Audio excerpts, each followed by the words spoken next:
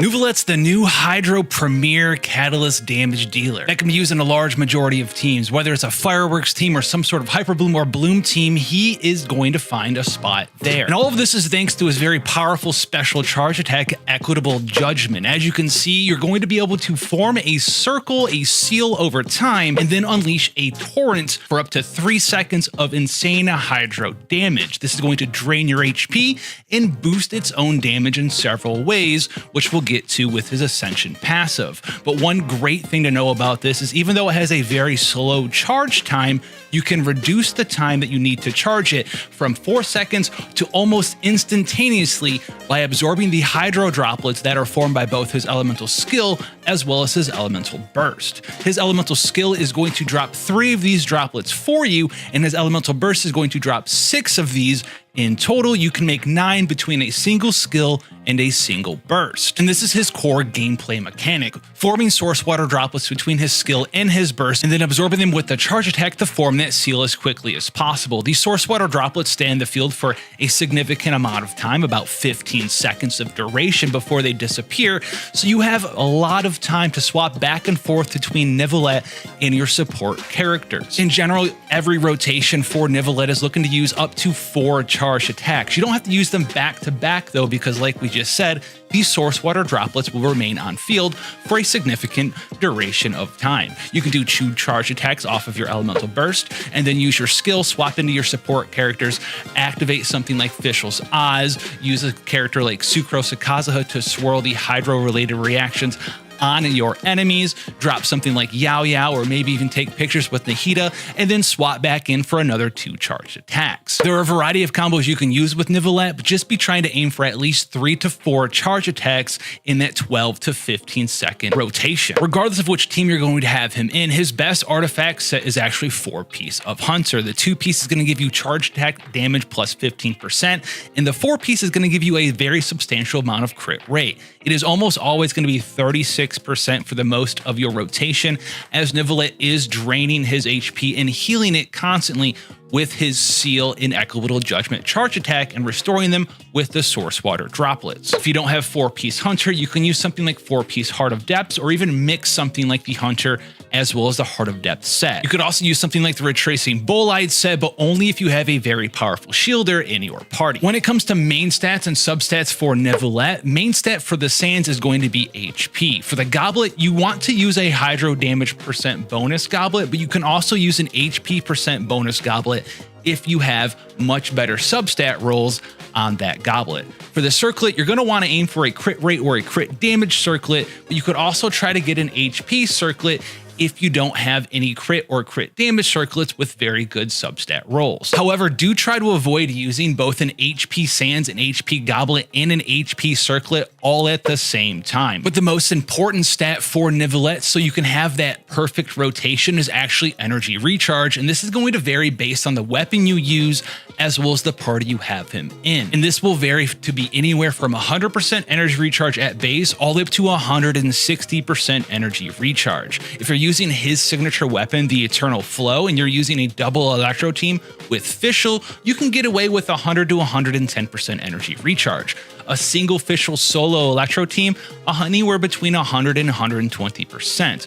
Other compositions can use up to 130% of your energy recharge, especially if you're not using a double Electro team or a team that is not using Fischl. If you're using any characters in your party that are having Favonius weapons and having them proc every once in a while, you can reduce the amount of energy recharge you need in your teams by about 10 to 20% for each Favonius weapon. Our substat priority is going to prioritize that energy recharge requirement over everything, 20 to 30% to be safe if you don't know what team you're going to be putting Nivolet in yet. Afterwards, you have crit/crit damage is equal to HP, and then flat HP at the end. Energy recharge really is just that important, so make sure that you kind of know what you're doing there, and if you aren't really sure what you should do, aim for the higher end of the energy recharge requirements. Now, when we get into weapons, we have 4 big ones to really talk about. His best one by far is his signature weapon, Tomb of the Eternal Flow, as this is not going to increase his own HP. It's also going to help fulfill that energy requirement need. And then on top of that, also buffed up your charge attack damage. If you don't have access to that or you don't want to pull for it, but you do buy the battle pass, the Sacrificial Jade is quite great. It's going to give you crit rate and HP %, and even at R1, it is an exceptionally powerful weapon, beating out basically everything outside of his signature. But it's okay if you don't have the battle pass weapon, because there's a crafted one that's actually really good. The prototype Amber is going to do a couple of things for you.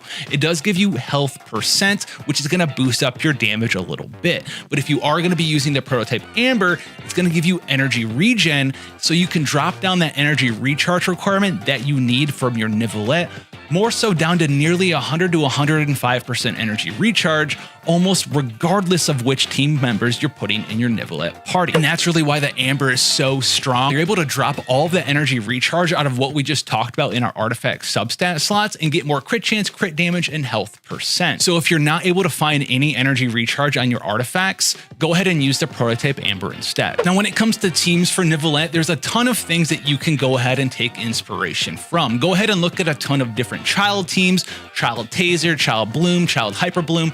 Nivelette's going to sort of fill the same role there. You're going to be able to swap him in and out and drop these giant Equitable Judgment Kamehameha wave beams, and Bloom, Hyper Bloom, Electro Charge, whatever it is you want to do, you can do that there. Characters like Kazuha, Venti, Sucrose are fantastic animal characters to further increase your damage, whereas other characters like Fischl and Yaimiko are very powerful electro characters in tandem with Nivelette. Mona actually here can help you do bonus damage, not only with her burst and help you focus enemies with her taunting elemental skill, but she also is actually a Hydro character, and you'll get that Hydro resonance for additional HP, which will further slightly increase the damage of your Nivelette. One other thing you might want to think of is a strong shielding character, someone like Zhongli, to not only shield your Nivelette and prevent knockback that he doesn't have access to at Constellation 0, while also resist shredding their water resistance with his very powerful Zongdong shield. Someone else like Layla can do something similar and also open up some very nice freeze teams. If you're feeling spicy, you can add some Dendro characters to this mix with Nahida, the Dendro Traveler, someone even like Koli. This is going to allow you to do either a Bloom team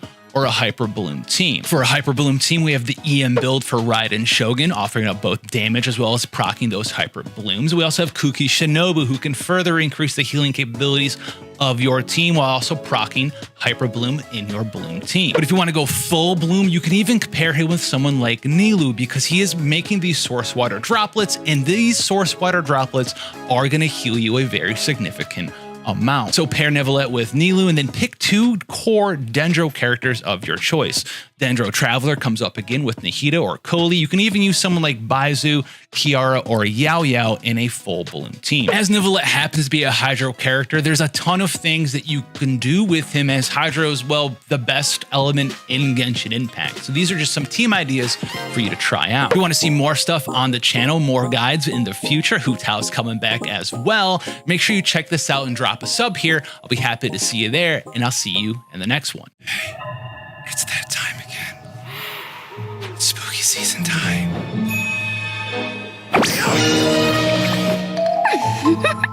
Give you a fright? It's that time again. Hu Tao being reran. I want to see if we can still use her in the Spiral Abyss. Can we still get 36 stars with her? I'm going to be using my Hu Tao build guide, which I'll be running through real quick with my team. If you want to see a build guide in general, though, check out last year's, or this weekend I'll have a new one up right here for you guys on the channel. Make sure you go ahead and subscribe for that. Now, my Hu Tao here, for example, is going to have a little bit more of a benefit than maybe yours would. I do have an R1 Staff of Homa. It's going to be by far her best weapon for you to go ahead and use there. As far as constellations go, we are C3, and this is going to be a cool thing for you here. Now, you're going to be able to see and showcase, if you don't have Constellation 1, the difference between C0 and C1 in this video. If you're a math wizard out there, as far as gameplay style, does anything change? You get to dash a little bit more, but what does that really mean for your damage? This means you're going to do about 20% more damage than a Constellation 0 Hu Tao would do, assuming you know how to do dash cancel into jump cancels and you never mess that up, which is something you'll probably see me do in this video. As far as a build for my Hu Tao outside of the Staff of Homa, you can see we're rocking a ton of health right now, 34,000. This will go to 38,000 with double Hydra Resonance, and we're actually going to be using 4-piece Shimenawa Reminiscence set, which some players don't like this set on her. I love it a lot because the most of your damage is coming from your charge attack, normal attack combo, the N1C as it's called, while you have your elemental skill up. It is going to make it a little bit harder to use your burst, but the vast majority, we're on like 70, 80% plus, in some circumstances, maybe even 90% of the damage you do is going to be coming from your elemental skill in your normal charge attack combo. We are going to be running her with a double Hydro team. We're going to be using Xingqiu as well as a Yelan here, Elegy for the End Yelan, and Sacrificial Sword Xingqiu. And we're also going to be using a Shielder here. A lot of people like to use Zhongli, but we're going to call this the Mape Hu Tao team. Why Mape? Well, because we have Melt as well as Vaporize here, because yes, we're going to freeze some enemies sometimes with Layla being our Shielder, and we're also going to be able to melt them instead of vaporize them with Hu Tao. And we can see we have a little bit of elemental mastery here, 200. We are using an HP percent sands. You could use an elemental mastery sands. We have a pyro damage goblet, and then that crit to crit damage, depending on which one you have access to, circlet there. All in all, totality of 66 crit rate, 223 crit damage, and we are going to be getting a little bit of a small elemental mastery bonus because we are using that Elegy of the End on our Yelan. And Hu Tao isn't that hard to use. It's really the animation cancel that makes people a little bit upset sometimes. It's not that bad. It's not that hard to do. You just have to jump or dash right after you use your charge attack here for our rotation. You just want to drop all of your different supportive skills and then activate. And just as soon as you hit somebody, you either choose to jump like that, or you choose to go ahead and dash. If you have C1, you can dash a lot longer because, well, unlike with C0, you don't use stamina for your charge attack during your elemental skill. Now, the gameplay style Hu Tao is pretty simple, especially if you're running on a double Hydro team like this. You just want to get in there on your Hydro characters, put their bursts up, right? Put the Xingqiu burst up, put the Yelan burst up, activate their skills, get all this stuff rolling, activate your Shielder's shield. And then now that all this is rolling, you can just get in here with your Hu Tao, and you can either do the jump cancel like this, or you can do the dash cancel like that. Now, if you don't have C1, you're going to be using a ton of stamina, as you're not going to actually be able to do a bunch of dashes as well as charge attacks because they will both use stamina at the same time. This floor already has a bunch of Hydro stuff, but it's okay. So now we'll just go full on, full maping. And a lot of the times, even though I have C1, I just like to jump cancel better, I won't lie. We'll get this up for some extra bonus damage there. Not a big deal. Activate our shield. Jump on that guy. Dash over. Come over here again. It wouldn't be Genshin Impact if the difficulty of the floors weren't exclusively brought to you by the enemies standing on the opposite sides of the Abyss floors. Oh, free elemental mastery. Why, I don't think I mind. All right, I'm gonna have to come up here. Dude, goodbye, my guy. Goodbye, my guy. Goodbye, my other guy. Goodbye. Oh no, brother. I have made a mistake, haven't I? I hate these things. I hate them. Oh, brother. I ain't flying around. Where's Venti when you need him, bro? If I was really gaming, we'd be venting right now. I mean, hey, Layla's showing her prowess here, I guess. But you can see the rotation here. It's very easy to keep up. Even with 0 ER on our Hu Tao, we haven't really needed to use her burst for anything. You can see how she struggles here, though. This is a big struggle against these enemies here. It's a pretty big struggle. I don't like those at all, and I feel like I wasted a ton of time just because they fly around in circles, and Hu Tao kind of gets caught up trying to target things that she can still target even though they're invincible, and they're just trying to wait to blow up. It's a whole thing. Chamber 3, floor 11. Hey, these are kind of enemies we don't mind. Don't really mind these. Then we'll go right back into Hu Tao, finish them off. My man trying to burgeon. And it's fine. It's very easy. It's very easy. Very simple. Right into Shogun. We are stacking. Let's just go. The final floor. Hu Tao. versus Big Horsey.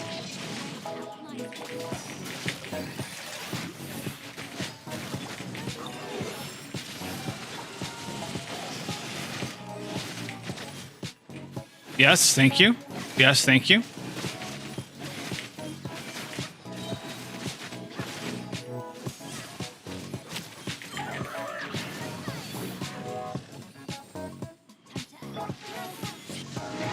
The best part of this boss, I have to use Hu Tao's skill to break these little pearls.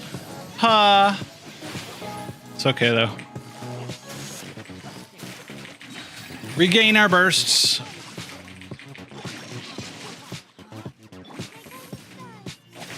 No, we're not going to. Okay, guess no maping today. We don't really need to, and I'll see you around, Horseman. I'll see you around, Horseman. Oh, this floor? These boys? No, we don't care. Hit him with this. I feel like sometimes when I'm doing Abyss, though, I have massive input lag.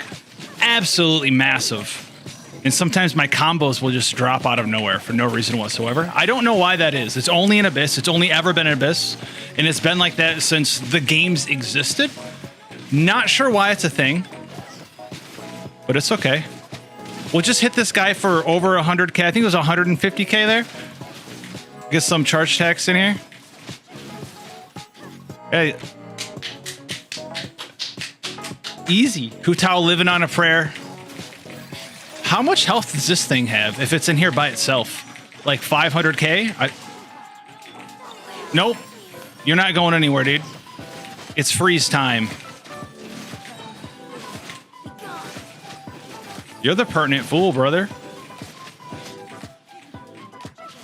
Don't know what this thing is. It's new to me.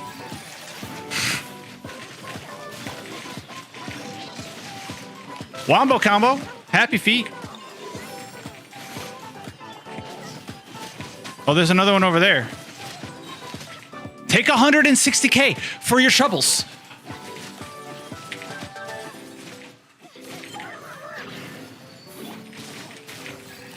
Did you just get hard countered, my friend? Sorry to say.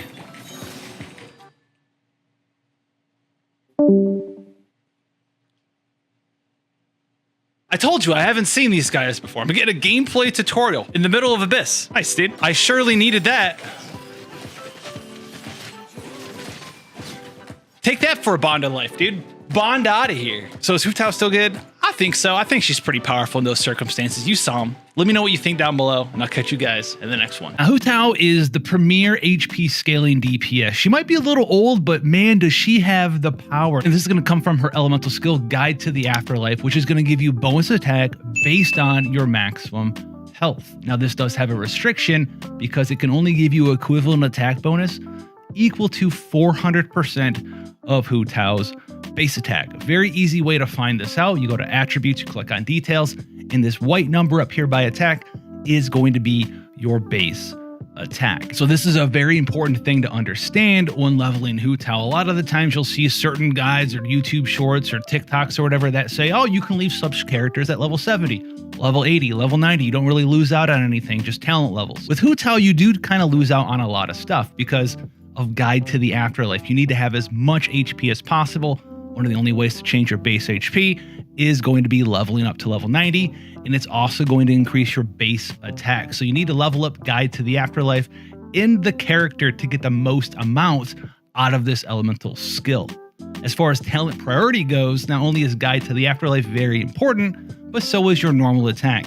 Most of your damage is coming from your normal attack, charge attack combo, so you need to have both of these maxed out to get the most effectiveness from Hu Tao. Spirit Soother, her elemental burst, in some builds is sort of an afterthought and used as a way to do a large amount of damage one time. And while it does do a large hit, the most amount of your damage, like we just said, is going to come from your normal and charged attacks. And if you're under that 50% HP threshold, the increased healing you get is around like a 33-ish%, as you can see here, from 9.23 to 12.3 for every enemy that you do indeed hit.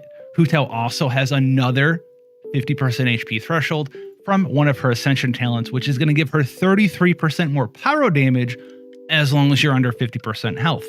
This is very easy to do because, as you can see from Guide to the Afterlife, it does sacrifice 30% of your current health, which means that Hu Tao's playstyle, you kind of want to sit under that 50% HP threshold so you gain access to that free 33% pyro damage bonus. She also does have one small little supportive aspect, which comes from Flutterby, her other Ascension talent, which is going to give other party members 12% crit rate after she leaves her elemental skill Guide to the Afterlife, which allows a lot of sub DPS options for her, Xingqiu, Yelan, to do even more damage consistently from the free 12% crit rate, which is fantastic for a lot of Hu Tao teams. Now, when using Hu Tao in combat, there's a couple specific things you're going to need to know how to do. Animation cancels or combos, whatever it is you want to call them. Don't skip. It's very important and it's very easy to do. We're not trying to dragon strike here.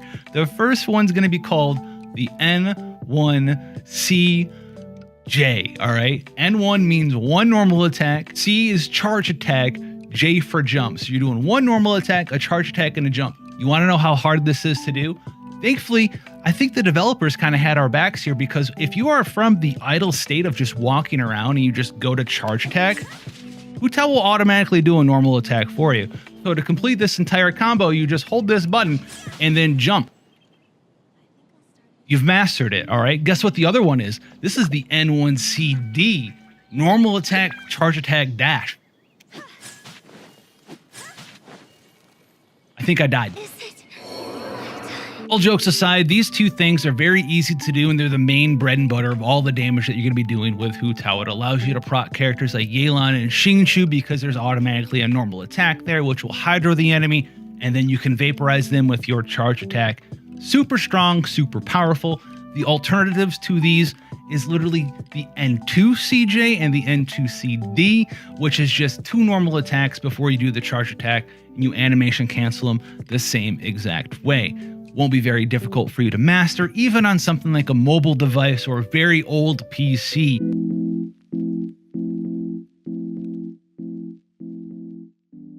Now, as far as artifact builds go, by far and away my favorite one, but it's not the only one, is the Shimenawa's Reminiscence set. The two-piece here, 18% attack, is a marginal damage increase, but remember, most of our attack actually comes from our HP to attack conversion from her elemental skill. What we're really here for is for the four-piece here. When you use an elemental skill, it's going to consume 15 of your energy from your elemental burst, but it's going to give you 50% normal charged and plunging attack damage for 10 seconds. That 10 seconds is perfect because it lines up with our elemental skill window of 9 seconds, well, perfectly. You'll be able to pop this and then do 50% both normal and charge attack damage.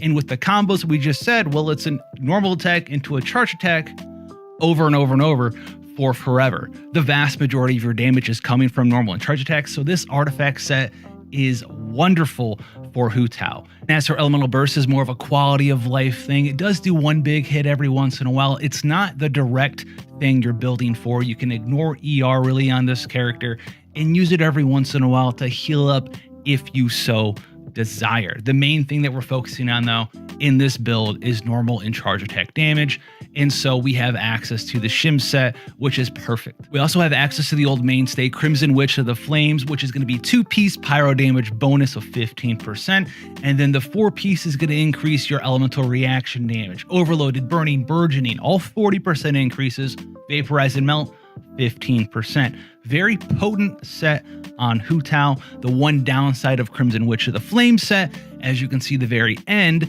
is every time you elemental skill, you're going to be able to increase that 15% bonus damage by 50%. So it goes from 15 and then you get another 7.5 and then a 7.5. Hu Tao can't really do that because she's got one skill on a 9-second cooldown. She only gets one stack of this effect here, but you are going to get the extra 7.5% for 22.5% pyro damage bonus in total, and then some bonuses to your reaction damage as well. And another bonus for the Crimson Witch of the Flame set is that you can now craft them using your old 5-star artifacts, so you can farm up artifacts for other characters and then go back to the alchemy table and get some nice gear for your Hu Tao. She also has access to the new Gilded Dream set, which is the newest set that works pretty well on her. It does give her 2-piece bonus elemental mastery of 80, and then the 4-piece triggers on an elemental reaction and will either give you attack percent increase or more elemental mastery. For every party member who matches your elemental type, you get attack percent. For every party member that doesn't match, you get elemental mastery. In a lot of Hu Tao teams, she's the sole pyro character, so this can give you 150 elemental mastery from the 4-piece, and then you get the extra 80 from the 2-piece for a total of 230 elemental mastery, which is pretty significant because, well, Hu Tao loves elemental reactions. The one downside to this set, though, and why it's slightly worse than the other ones, is you can get elemental mastery from different characters that are supporting you. Well, you can get bonus elemental mastery from other characters in your party. If you're trying her out in a burgeoning team, you're going to have access to characters like Nahida. If you try her out in an Anemo-based team with the Viridescent Venmer set to buff her damage, you could use Sucrose and boost that even more. However, if you have really good subsets on this set, it's up to you if you want to use this one or Crimson Witch of the Flames. Out of all the sets, Shimenawa's Reminiscence set is still my favorite set. It also has the bonus of being in the same domain with the Emblem of Severed Fate set, so if you don't have access to this already, you get to farm 2 amazing sets at the same time.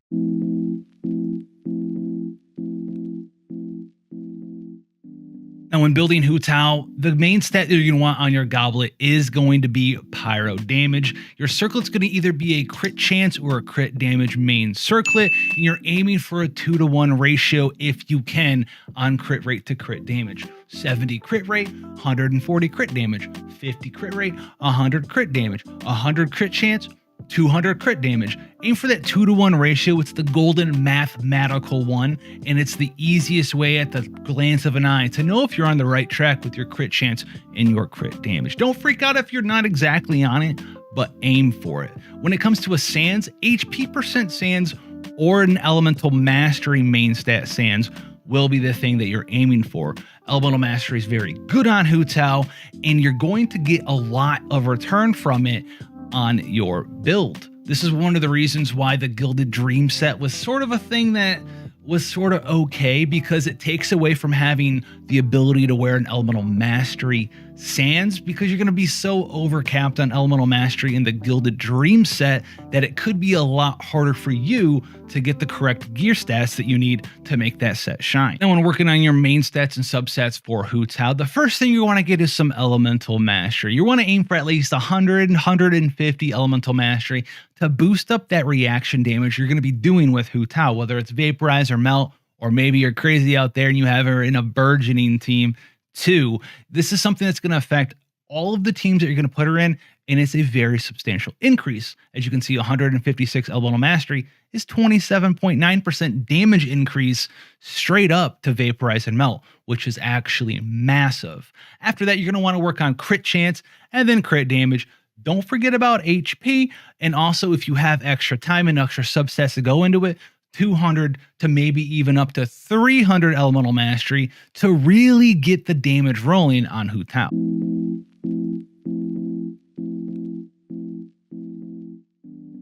Now, when it comes to weapons for Hu Tao, there is no substitute for the Staff of Homa. It is by far and away her best in slot weapon. It gives you crit damage, which is amazing for her. It also gives you additional HP scaling, which is fantastic because now you have 2 reasons to build health. One for Staff of Homa and also her elemental skill, Guide to the Afterlife. If you don't want to pull on this weapon, don't feel pressured to, but it is very, very, very strong for her. However, a very strong runner-up is actually the Staff of the Scarlet Sands. It has a ton of crit rate on it, which makes her very easy to build, but it also has EM to attack conversion. Not too unlike the HP to attack conversion from Staff of Homa, but Staff of the Scarlet Sands is going to do a lot for you if you have that 200, 250 elemental mastery for all your reactions on Hu Tao. While not as good as Staff of Homa, Scarlet Sands is a fantastic option, so if you have it laying around from the Sinnoh banner, then go ahead and put it on Hu Tao. The Jade Wing Spear does have crit rate on it, and it does have fairly good stats for a 5-star weapon. However, the attack percent bonus on this is just based off her base attack, and that's not going to be the highest thing on Hu Tao, so it is a little bit diminished there. It does give you damage bonus up on reaching maximum stacks of 7, but she's going to stack them relatively slowly compared to a lot of other characters. because of her normal attack, charge attack, cancel combo is still her best damage, so this might not hit the max stacks during the big damage bonus burst of your elemental skill until near the end of it, when it's going to wear off anyway. Speaking of crit rate, you also have access to the deathmatch. Just like the Jade Wing Spear, we don't care too much about the attack percent and defense percent bonuses of the refinement ability, but getting up to 30 something crit rate for free makes her pretty easy to build. In the low base attack of the deathmatch, Hu Tao doesn't care too much about, outside of the one thing that you need to be wary of.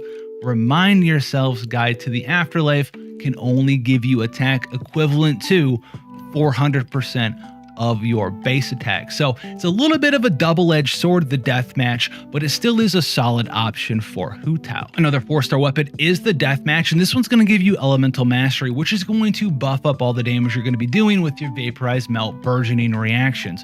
It also does have a nice refinement ability that increases your damage dealt to enemies that are afflicted with hydro or pyro. So if you're running her in a vaporized team, this is almost always going to be active, which makes it a very nice weapon. If you have very good crit rate and crit damage already, you can get all of the elemental mastery we're talking about from this weapon for your build, and then get some damage bonus on top of that. And then the free-to-play weapon for Hu Tao is the Black Tassel, gives HP percent.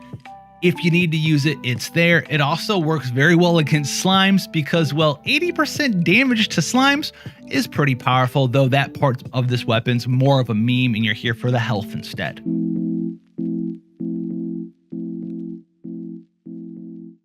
Xingqiu is the bread and butter staple for Hu Tao teams, often for his elemental burst, the Guhao Sword Rain Cutter. This is going to allow you to apply hydro to your enemies so you can vaporize them with Hu Tao. He also does apply damage reduction to the character who has the swords following them, which is going to be very helpful if you do manage to get hit a couple of times with Hu Tao as your active character. He also has a tiny amount of healing with Hydropathic, which is actually very nice for Hu Tao because it allows you to heal her, but only just enough to keep her just under 50% HP, so you gain access to her 33% damage bonus.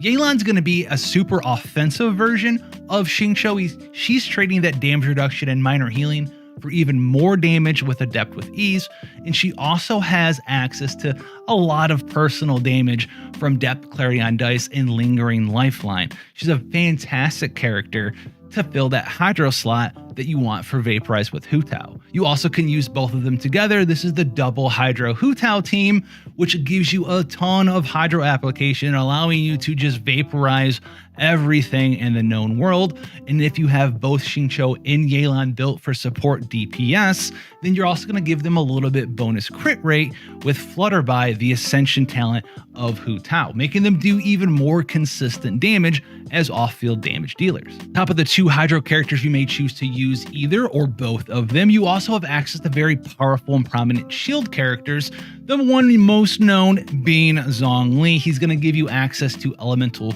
resistant shredding with his elemental skill Dominus Lapidus, while also protecting Hu Tao from taking damage, because we all know and love her, but she kind of loves living at like 20% HP a lot of the times, and having a big shield like Zhongli's on her is going to allow you to just kind of ignore a ton of mechanics while you're doing all of the damage on Hu Tao. But my favorite shielder currently right now for her is actually Layla, who can do huge shields on Hu Tao. She also has the ability to apply cryo to a lot of enemies, which in a vaporized team, well, sometimes you're going to be freezing them and then melting them.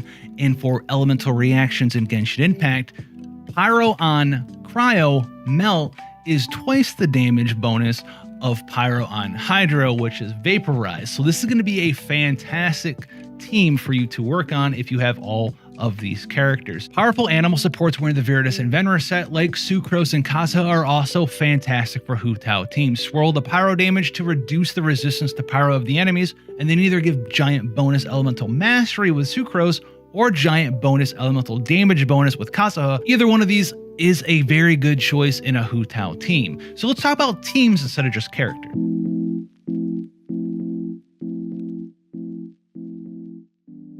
The old Virtus and Venwer Vape team was the original team. We just got done talking about Kazuha and Sucrose. You pick one of those characters, you pick either Xingqiu or Yelan, and you kind of get in there and do a bunch of reaction damage. The one downside to this team is you're going to want to bring another Pyro character so your Animo character can actually swirl Pyro around before Hu Tao actually takes the field. Now with Zhongli being in the mix, you can add another Geo character to get Geo resonance. Someone like Albedo or Yunjin will be the core of your double Geo team to go with Zhongli. Then you'll bring another Hydro character, whether it's Yelang or Xingqiu, as well as Hu Tao. This will allow you to have a very tanky Hu Tao that's either protected by Zhongli's shield while doing bonus damage in Albedo's field, or having a perfect counter attack with Yunjin that can also buff up the normal attack portion of your normal attack charge attack combo.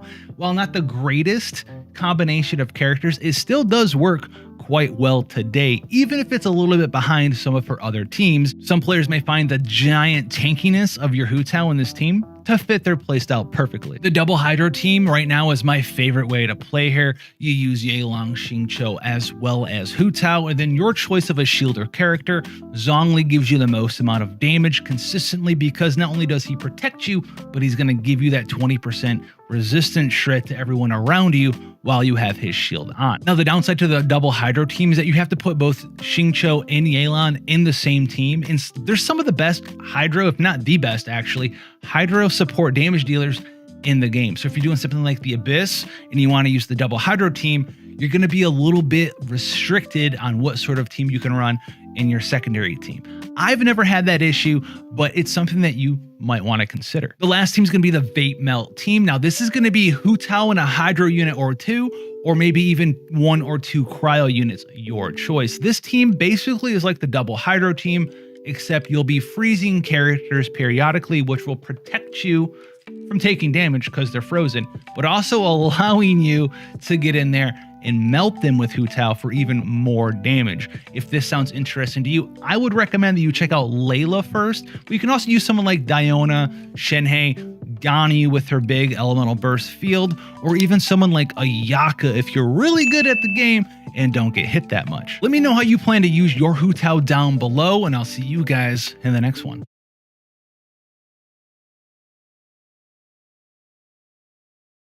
Ganyu is back again in 2.4. We're going to go over everything you need to know about this character today. We're not just going over artifacts and weapon selection and teams and characters. There's also some tricks that you need to know. And as always, if you're really enjoying the content, make sure you leave that like, hit the sub button for more information coming out here on the channel. And most importantly, make sure you have a good day out there. Now, Ganyu is a character I've had a lot of playtime with. She wanes and waxes like the moon does in the meta here. We've been able to experience Ganyu all the way from Constellation 0 all the way up to Constellation 6. We'll briefly go over that as well, but we're really going to focus on C0 gameplay and mechanics in this video here. Now, if you are brand new, you might need to know a little bit more about her than if you're like an older player, but basically she hits like a truck with her charge attack skill. One of the downsides is you're left very vulnerable during your charge attack animation, especially fighting multiple monsters, but you can sort of fix that with her team composition. Her E as well leaves a little bit of a taunt behind, explodes if it is destroyed or its duration expires, and does a decent amount of damage there. And her Elemental Burst is one of the best ones in the game, has up to 100% uptime if you have enough energy recharge, hits like a truck over and over and over in a very wide radius, and only costs 60 energy. In that Elemental Burst, as long as someone's standing in it, you're going to have 20% increased cryo damage, which also affects Ganyu, and you're going to get 20% increased crit chance on the most important part of her skill, the bloom damage, that AoE from her charge attack level 2. And this is one of the things I almost never see anyone talk about with Ganyu, but it's very important, makes her a little bit more fun to play and also a little bit better at the same time. Speaking of Ganyu's charge attack level 2, you're normally going to see this, right? Charge attack, shoot, or maybe you go into the auto aim thing and you just charge attack and shoot. Now, there's a couple of different things you need to know about this character and how to properly utilize her. You're going to get the slowest charge time if you just stay in the auto aim mode. We all know that already, but there's a way to maximize how much damage you can do by utilizing this auto aim mode. So what you're going to do here is you can see the difference between using your normal manual level charge attacks pretty fast. If you use the auto aim, you'll notice that it's slightly slower. to charge that second time. What you can do is mix these, and it's very easy to do. All you do is do a normal manual charge attack charge, fire, and then go into the auto one. And then after that, you just need to leave with a dash or a jump. So instead of doing something like this, where you manual, boom, come out, manual, boom, you can do this instead. Manual, aim, jump out. And mastering this actually makes it a little bit more agile, a little bit more survivable, so you can move around enemies in the battlefield, and also, yes, increases your damage potential, which is awesome. When it comes to weapons, Ganyu has two very powerful 4-star options. The first one here is the craftable prototype Crescent, and this has a very decent base attack for a 4-star bow, but has the very powerful ability on it as well. Charge attack hits on weak points increase your movement speed by 10%, increasing survivability, as well as increasing your attack by 36 up to 72% at max refinement rank. This is awesome because if someone has an aimed shot weak point, you want to hit that anyway because it's a 100% crit chance against a weak point. So this benefits you for playing Ganyu most efficiently. Maybe if you're on mobile, you don't want to do this, but 72% attack for 10 seconds is wild because you get this charge shot off, then you can pass your elemental skill, your elemental burst, and that's all going to have that big attack percent, and you just charge shot again to keep refreshing that attack, which is awesome. You also have access to the Hamayumi here, which increases both normal and charge attack damage as well. As long as you have 100% energy though, you're going to double this effect. The downside here of the Hamayumi is it has the lowest base attack of all bows in the game. So if you want to go ahead and ask me which one of the two should I craft, because they're both crafted, if you want to go for the weak point, I would go for the prototype Crescent. If you want to go for the lower base attack, charge attack damage bonus, and you want to set at 100% energy all the time, which you can do with Ganyu, but most of the time you're going to make sure that elemental burst is always active, then this one can be very powerful as well. Ganyu also has two very powerful 5-star options between the Skyward Harp and the Amos Bow. The Skyward Harp is going to have crit rate on it as well as some crit damage from the refinement rank. The proc on it though isn't doing a whole ton because it's physical damage, whereas the Amos Bow is absolutely her best 5-star weapon or weapon in the game period right now. Attack percent, and then gives you charge attack damage bonus, which increases based on the distance your arrow is fired. In this distance, in time that it takes for the arrow to actually do damage, also applies to the explosion. So it'll count the distance between your initial shot to where it hits, and then also keep the time into the explosion. So it's very easy to maximize this, and it's an insane weapon. And when it comes down to artifact selection, she has two real sets to run with, maybe three if you want to count the brand new artifact set as well. The first one here, if you're going for a freeze style team, the Blizzard Strayer set is just insane, increasing your cryo damage by 15, amazing, and then giving you up to 40% crit chance against targets who are frozen. If they just have the cryo effect on them, but they're not fully frozen, you still get 20% crit chance, which is awesome. This set makes it very easy to hit up to 100% crit chance on your charge attack level 2 with Ganyu because you get the base 20% from your Ascension. 40 here, that's already 60%. If you have a ×2 cryo resonance with 2 cryo characters in your team, you also get another 15. So that's 75% crit chance before you even factor in any gear. And so if you look at these stats right here, that's 75% crit chance on top of this base 18. We're almost at 100% crit chance against a frozen target, which is phenomenal. And this set makes her very easy to build as well. You use a cryo damage gobble and attack percent sands, and then a crit chance or crit damage circlet here. Then you just aim for a bunch of crit damage and attack percent in the substats. And so I only have 18% on this gear, so a lot of it is in crit damage as well as attack percent with just a smidgen of energy recharge for our substats as well. While Freeze Ganyu is the favorite way for me to play it, a lot of you guys might not have the proper team compositions to utilize a freeze team with Ganyu quite yet. So you also have options like the good old Wanderer set or the brand new set that came out in 2.4, which is basically the cryo version of the Witches set, which increases your cryo damage and also increases your cryo related elemental reactions. The troop set here gives you 80 elemental mastery, which also increases your reaction damage and then gives you 35% charge attack damage as well. If you're going for a melt style Ganyu team, use either the Wanderer set. I haven't experienced all of C0 through C6 of Ganyu. Here's what I have real quickly to say about her constellations. Don't get baited into getting any specific constellation here because they all build on themselves. C1 allows you to get crowd resist down, which is very nice and is probably also one of the most standalone ones. If you're really into Gani, you could think about hooking this one up because it gives you energy and reduces their crowd resistance.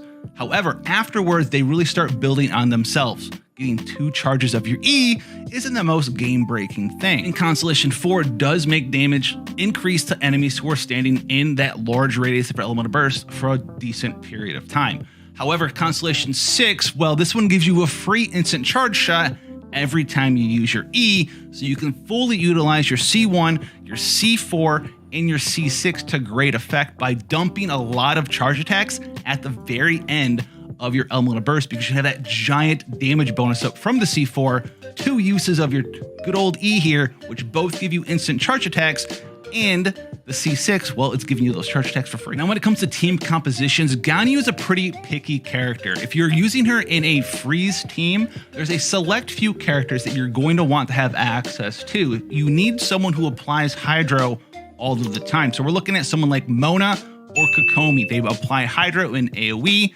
very significantly with a very high uptime. You can also do a very cool thing with Mona's Elemental Burst, where you apply it and then you freeze the target, and the Omen debuff will last longer because it won't decrease on enemies who are frozen. So you can get a very, very large, like 12-second duration on Omen if you're very good with that team composition. You also want to have either Venti or Kazuha here because they have the proper amount of swirls in crowd control to group enemies up and then freeze them consistently between Ganyu's Elemental Burst and then either Mona or Kokomi. It's a very high-end team because those are all 5 stars.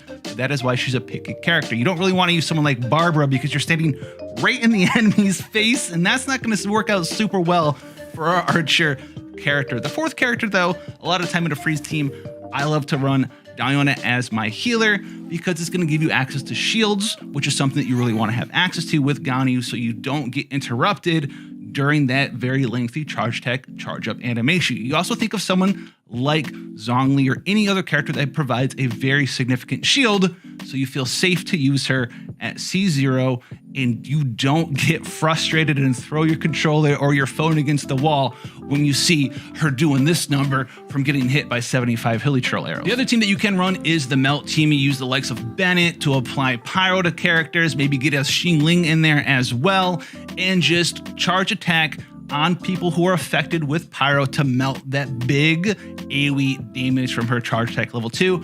Fairly easy to do, sometimes can be inconsistent based on what enemies you're fighting, but if someone's immune to freeze, you could fully fall back on that team. You're just going to need a brand new artifact set to do so. I am going to be running this character through the Abyss in the next couple of days. If you guys want to see that stuff, make sure you hit the sub button so you can see it. It's going to show off her weaknesses as well as her strengths in the current meta. I've also covered that in a previous video.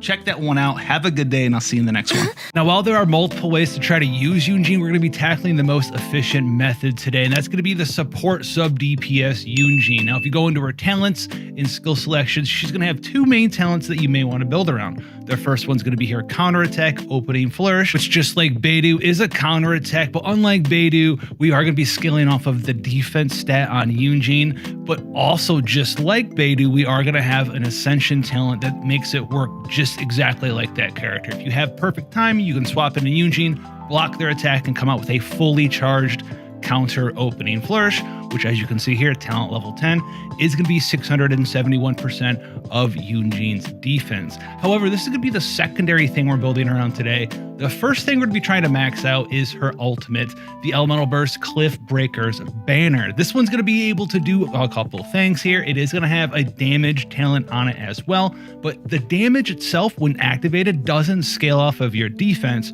but we're going to ignore that entirely. What we're looking for here is the second supportive effect here, the Flying Cloud Flag formation. Now, while you have this buff up, your active character's normal attacks are going to be granted increased damage based off of Yunjin's defense. Now, this is how this works, so pay attention. It's very important. While the base damage for this that's being added to your active characters based off of Yunjin's defense stat, it is not based off of Yunjin's damage bonuses, crit rate or crit damage. It's actually going to be based off of your active character's crit chance, crit damage, and any sort of damage bonus ups they may have, which is a pretty huge deal. This means that we can build Eugene for primarily defense percent and make sure that we can get the Cliff Breaker's banner up as often as possible, which is 15-second cooldown. And then we can sort of try to build her for a little crit rate, maybe a little crit damage as well, so she can do a little extra damage with her opening flourish attack. There actually is another huge thing that it's going to affect her ultimate, her elemental burst, Cliff Breaker's banner, and that's her ascension talent, Breaking Conventions. Now, this is going to increase the normal attack damage bonus being granted by her elemental burst based on the different amount of elemental party members in your team. So if you have 3 different types of elements in your party, you're going to get an extra 7.5% of Eugene's defense added onto the multiplier here for Cliff Breaker's banner, which would bring me up to a total like 75% of her defense, which is insane. Don't feel necessarily pressured to fit all 4 different elemental types into your party to max this effect out. A lot of the times you'll be able to fit 2 or 3 super easily in a lot of various team compositions. 2 different of the same element, so you have an element resonance, and then a couple other ones counting Eugene, and you'll have 3 different elemental team party members for Breaking Conventions while still having a resonance in your team.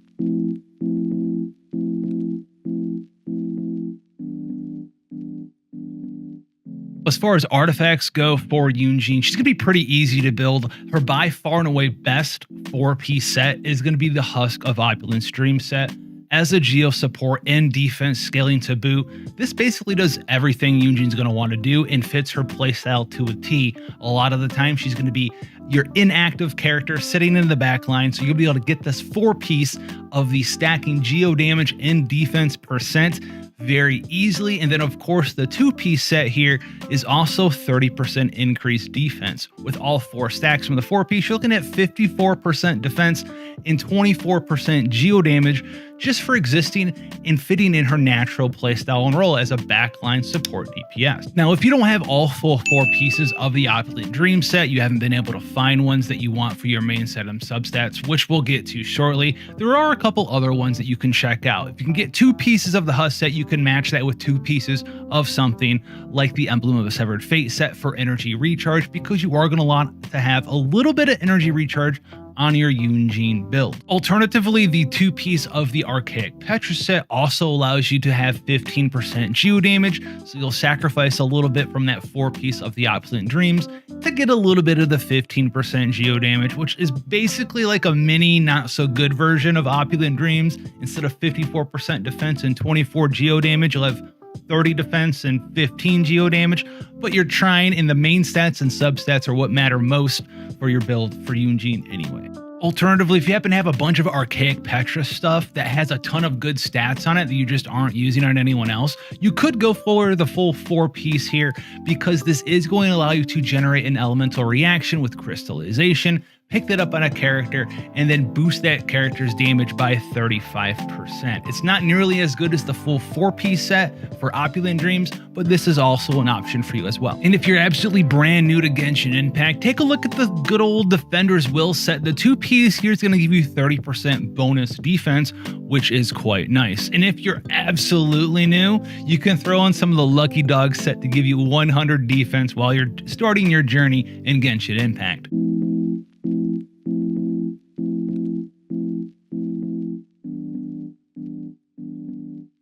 Now, when I said Eugene was fairly easy to build, well, she pretty much wants one stat more than any other stat, and that is going to be defense. So when we look at our main stats for artifacts, defense main circlet, defense main goblet, defense main sand. That is by far and away what you're aiming for on this character with this sub-support DPS. Now, when you're looking for substats across the entire artifact set, well, for the Feather and Flower, you're also looking for some defense percent substat there as well. And then after that, energy recharge, crit chance, and crit damage are what you should go for. Now, energy recharge is going to fluctuate for you based on your teammates that you're using. And a lot of that energy recharge, which is a little bit of a spoiler, a lot of that energy recharge is going to be coming from your weapon. So as long as you can get the 60 energy in time for your 15-second cooldown, you'll be fairly good to go. She doesn't require a ton of energy recharge, at most 160-ish, 180 if you're absolutely energy starved in your team. But for most of you, that shouldn't be a problem out there. My current stat spread on this character: 59 crit rate, 107 crit damage, 148 energy recharge, absolutely no damage bonus except for that 4-piece of Opulent Dreams, giving me the 24% geo damage and 2,879 defense. Nothing on here looks super insane, but that's because we've jam-packed so much into defense percent out of combat, which max Opulent Dreams 2,879 defense, because we are here to max out Cliffbreaker's banner first and foremost. And while the stat spread doesn't look like anything special, I've been able to use her with multiple different team combinations, anywhere from Noelle teams to buffing up Eula's auto attack damage, Rosaria, and more. I really love Yunjin for how flexible she really is and the ways that you can use her to make some of your favorite characters in Genshin shine.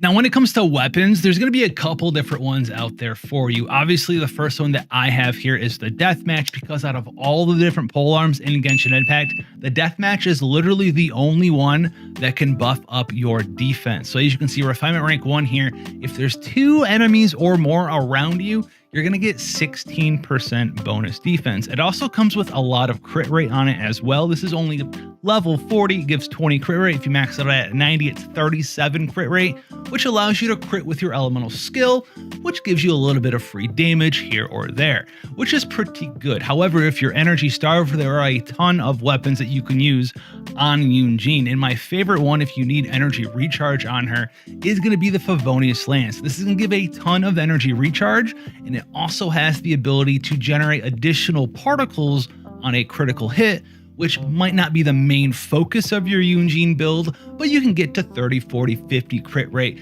pretty easily in a general build, and that's going to increase not only her own particle generation as well as her own elemental recharge capability, but it's going to help out your team as well and make her even a better battery. This is where I was saying you can get a lot of your energy recharge for your elemental burst just from your weapon. And while there are other energy recharge weapons that you can use, this one is by far the best one for her. You can use other ones like the prototype Star Glitter, but remember, her elemental burst is going to give her defense scaling to somebody else as extra damage. Your bonus damage on Yunjin, your crit chance, your crit damage, none of that matters for this buffing ability.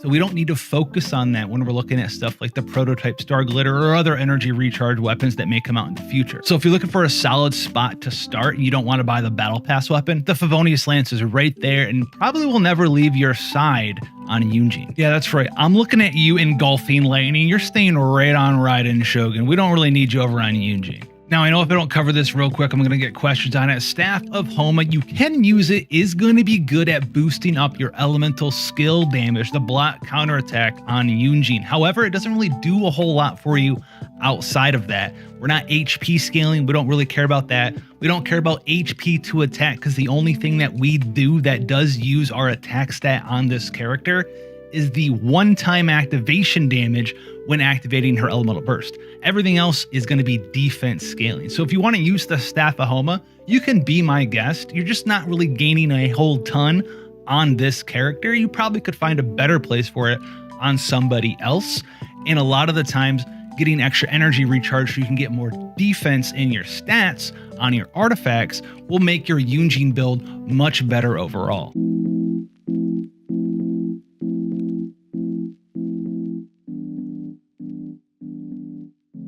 Now, briefly, we'll touch on this real quickly because you can pick her from the Lantern Rite Festival in 3.4 for free, and there's going to be 2 different constellations I want to talk about here. This one's going to be C2, which is very nice during Cliffbreaker's banner, 15% more normal attack damage for your characters. This is going to do 2 things, though, and is actually pretty good. It's better than just 15% normal attack damage because we have Yunjin in our party. So this is going to buff up your character, your big damage dealer. 15% more normal attack damage. That's nice. But remember what we talked about when we talked about Cliffbreaker's banner. It scales off of her defense, and then it uses all the damage up properties of your other character that's actively attacking with their normal attack. Well, guess what? That also gets afflicted by the 15% normal attack damage too. So you're buffing up the support ability and also the damage that your character would be doing already. This is a very nice constellation. If you're a Eugene fan, I'd pick this one up for free from the Lantern Rite Festival. Now C6 as well here, 12% attack speed. I do like this. It also helps out some of the slower characters fully utilize the full amount of damage you can get from Cliffbreaker's banner, because not only does it have a 12-second duration, it has a trigger quota of triggering up to 30 times, which means 30 hits, and yes, hitting multiple enemies with one swing, like a giant laser beam Noel sword. If that hits 5 guys, that's going to take up 5 of these stacks, basically. If you're having a tough time making sure you use all 30 of these stacks on whatever character is your main damage dealer, well, her C6 might help you out there in that small regard. Also, it's just a little bit more fun to attack a tiny bit faster in Genshin Impact. Outside of those two, you have the C1, which gives you a little bit of cooldown reduction on her elemental skill, which can slightly help your particle generation for your party as well. As long as you're good at running the numbers behind your head and counting down exactly when her skill cooldown's coming off so you can swap in, block, and leave again, which might be something you're very good at or very bad at. That's up for you to decide there. And then C4 here is nice. If she triggers a crystallized reaction, she's going to give herself 20% bonus defense for 12 seconds, which is very good because, well, you proc that, you get an extra 20% defense for 12 seconds. And what would you know? Cliffbreaker's banner, 12-second duration, and it's also based off of your defense. So it's going to make your damage bonus from your banner just a little bit better and might be worth picking up if you want to go all in on Eugene. Now,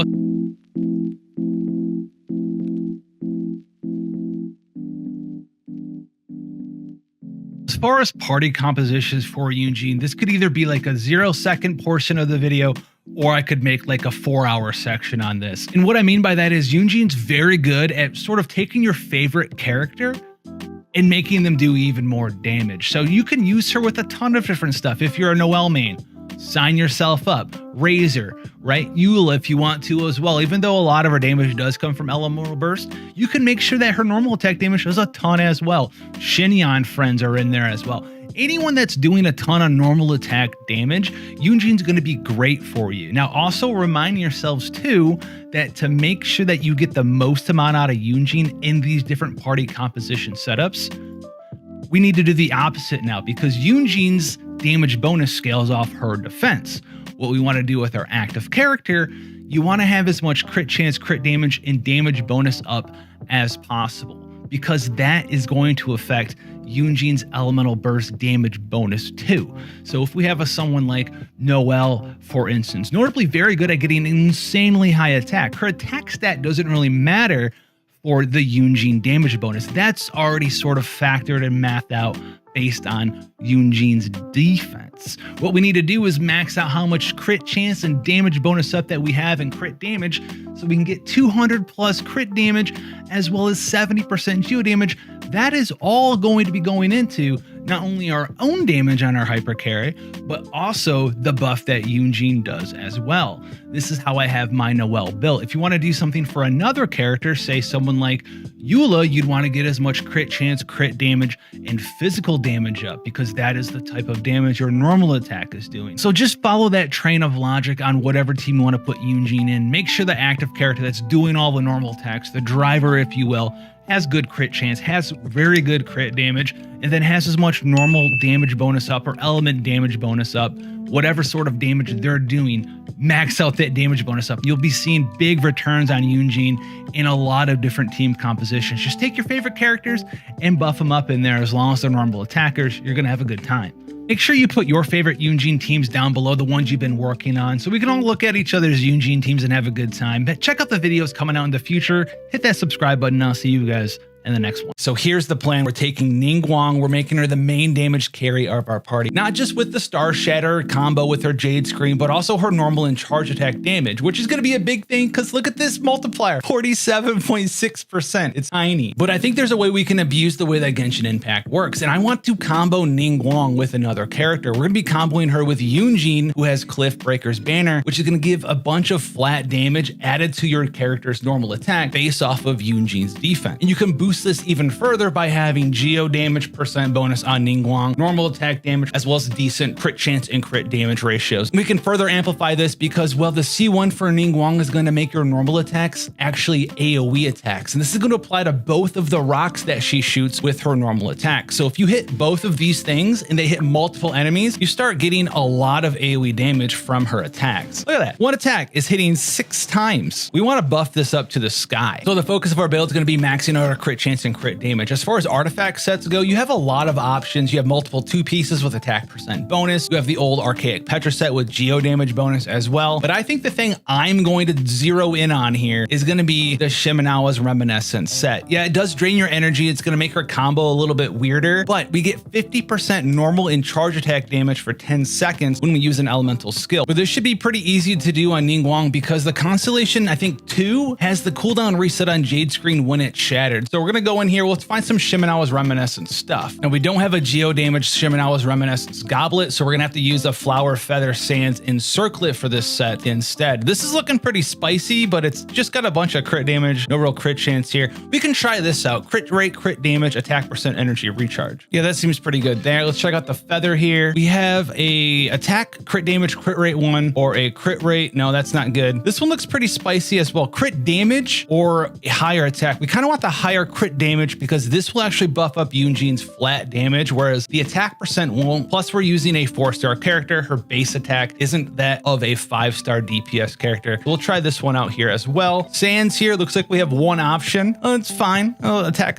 okay. And then circlets here, crit rate, crit damage, unleveled. Tomo, what do you have? Oof. This is what we're talking about. 28 crit damage, 8% attack, a little bit of flat as well. Throw that in there. And then we need a geo damage goblet of some kind. You know what? We're going to do it. Let's take Noelle's goblet. I'm sorry, Noelle. 70% geo damage. That's nice for buffing up the Yunjin damage. And we have 140 crit damage, which is pretty low. 67 crit rate. Now for weapon selection, just like artifacts, you don't have to use the Shimren set. You have Archaic Petra, you have Gladiator set. There's a lot of different stuff you can use there. This one though seems the most interesting to me. Doriko Tails would be good, but it's level 20 and I don't think I'm leveling it for this build here. There are a lot of options. Solar Pearl would be sweet as well. We have Sack Fragments, that's not good. We do have Skyward Atlas, Lost Prayers, and the Widsith. Widsith would be super cool if we use her as like a support damage dealer. If we have like a rotation for her, we can get either the attack % bonus, which is nice, or the 96% elemental damage buff, which would be insane because that would also buff up the Yunjin damage as well. It's like the 4-star Unite build. We have a 4-star weapon, 4-star character, and the Shimrem set. So we have a 67 crit rate, 195 crit damage, and 70 geo damage bonus. All right, where are those slimes at? I'm coming back, slimes. Is our damage copium? Oh, it's kind of copium, isn't it? Oh, that's no good. Oh, it's kind of sad. All right, hold on. Is this the most copium team ever? On the Widsith, we don't have another damage dealer. We can try it out. Let's throw this down. What do we have? This is so low. Yo, that charge attack's kind of nice though. Okay, I can get behind that charge attack. Oh yeah, baby, 3.5. 3.5. That's so low. That's kind of cope. We got to buff this up though. All right, we have access to Yunjin's Elemental Burst. Let's see what this does. The epitome of the Geo character. Look at this. All right, let's try it out. What do you have? Oh, mama. That's 30k a normal attack, and that's AoE. That would be AoE. What do we? What buffs do we have? Nothing. Widsith was on cooldown, I think. That's kind of spicy. I don't know about Zhongli. We already have Bennett for a healer. This seems kind of overkill. I kind of feel like we shouldn't have him. What is Shimrem? Oh, what do we do now? Crit. 3.7, huh? Kind of low. I feel like I'm a Power Ranger. Look at the power of Geo. This just screams Geo character. The Geo character. All right, I'm coming to bully you, I think. I want to come bully you. Why you bully? All right, just don't. I don't want to kill it with the thing. Put the wall there. Yeah. That's pretty decent. That's not bad. To the Pyro Regisvine we go. Just kidding, not going to the Regisvine. Let's go to this Big Daddy Geovishep. We even have a teleport spot there because we come here all the time. Wakey wake, hello? I just don't know about Zhongli in here, you know? He does let us just kind of go AFK, which I guess is cool. All right. Let's see what happens when we throw everything down. All right, go. 12K? I mean, it's not the worst. Big combo? That's pretty fair. I mean, it's not the fastest. Maybe I could swap Zhongli out for Raiden Shogun. Wait, what do we have for a buff right now? Oh, dude, there it is. Elemental Mastery. Crystallize 113%. Let's go, Widsith. Yes, sir. Widsith gamers, we're here. I mean, not the greatest, not the worst. Also, keep in mind, this build is to maximize our AoE damage, and it's a single target boss. I'm really feeling the Raiden. We could also try Goro. Goro doesn't do a whole ton, though. I mean, his talent's gonna give us, what, Geo damage bonus, because we'll have 3 Geo characters. So we'll get 15% Geo damage bonus, and then he is C6, so we gain access to 40 crit damage, which is okay, but I don't know if it's the craziest thing of all time. What do we have for you? Hello? Hello? All right, let's just drop them all. Drop everything. All right, go. I mean, that ain't bad? Question mark? I mean, see, now we're out of stuff to do, though. Goro's just kind of Goroing. She's kind of blowing these little guys up, though. She's just like, nah, fam. All right. I want you to heal up. I want you to heal up. Take this. 18K per rock? That's not bad. I feel like Goro's kind of garbage still, though. We were doing like 20K per rock with Zhongli. But the nice thing about Raiden Shogun being here is that we still have Geo Resonance for Enduring Rock, which is amazing for Ningguang. But also Yunjin does get a little bit better for having multiple different elements in your party. Raiden's also going to buff up our elemental burst damage on Ningguang by a small amount. We could try out something different other than the Widsith. If you want to make her like a main carry, you could use something like Solar Pearl, which I don't have on here. Any of the 5-star weapons. I kind of want to try Lost Prayers real quick, just because it gets us to 100% crit chance. Our crit damage is pretty awful this way though, but we'll also get stacking damage bonus for staying on the field. All right, let's see, back again. We don't have Zhongli to just kind of AFK and sit and everything now though, sadly. Is this gonna just kill the boss? Okay, hold on. Leaving early. All right, what do we do? Okay. Okay. Crits.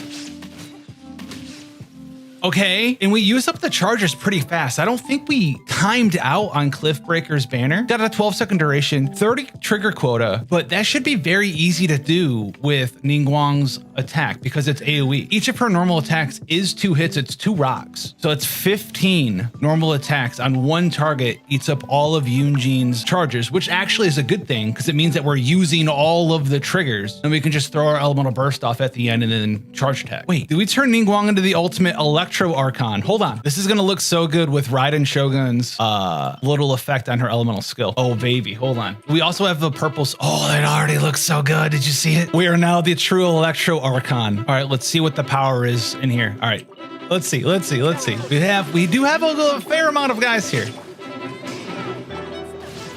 Show me your moves. Ow, rude, bro. This is not bad. That's okay, because we got the real carry, the real showcase potential here. Boom. Boom. 10K a rock, not bad. Oh, I didn't swap her to Widsith, yo. You got to come back in with Widsith. Aramite, man, listen. You might have big, strong shield. Nah, Uno reverse. Oh, Uno reverse, dude. I got Gigano reversed. That's crazy. Wow, what a great guy you are. Need to get Bennett going, rocking and rolling. Cool.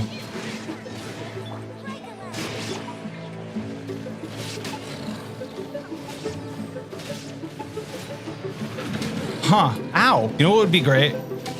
Those things actually kind of got shadated on, I won't lie. All right, let's see. Oh, nice. Oh, baby. Oh, baby. Dude. That's sick. We have the giant charge attack here. We'll use our. Oh my god, that's pretty good. All right, here we'll use Raiden. Raiden maybe not the greatest in here. I'm not sure.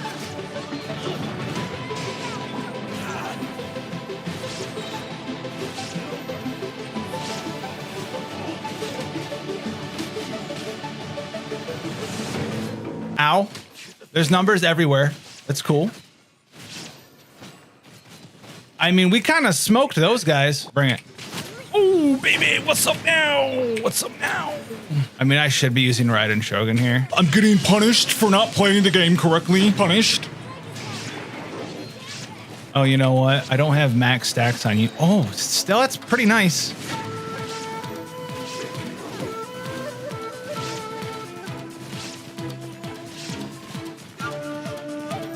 Feeling a little sluggish today, Genshin? Just a little sluggish, my friend? Man, I got Elemental Mastery as the stat, and things are like immune to Electro, my half Electro team out in here. The game's like, hey dude, Geo's not a class. It's fine.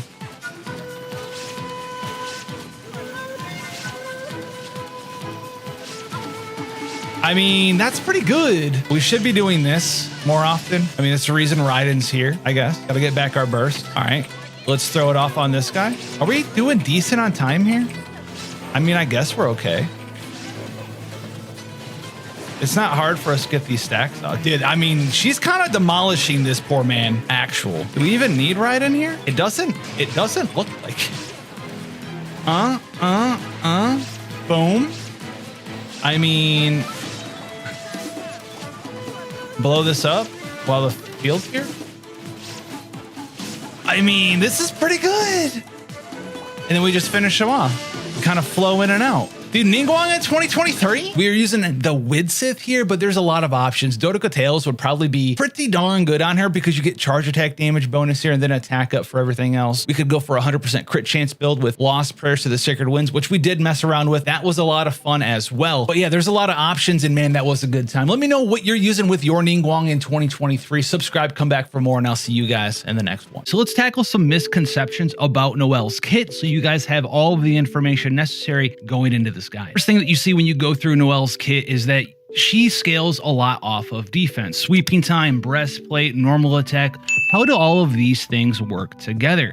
So when you activate sweeping time, which is what everyone's going to be building around from new player to all the way up to experienced player, it works this way. It's going to convert a portion of your defense and it's going to give you attack for that. So you can see C6 sweeping time talent level 13. It's going to give me 85% of my defense when activated, and it's going to give me that as bonus attack. This does not mean that Noelle only scales off defense. Attack is a semi-important stat that you can use as part of the damage calculation, but a lot of the times you're going to be focused end game on buffing up your defense stat because, well, if you take a look at Noelle's base stats, even with her best weapon in the game, Red Horn Stone Thresher, you take a look at her base attributes and you can see my base attack's only 733 while my base defense is 799. So your base defense is actually higher. So once you get to level 90, which is a very important thing for you to do on Noelle because it's the only way to actually increase that base defense stat, well, you're going to be focusing mainly on defense over attack in your build. However, skills that scale off of your attack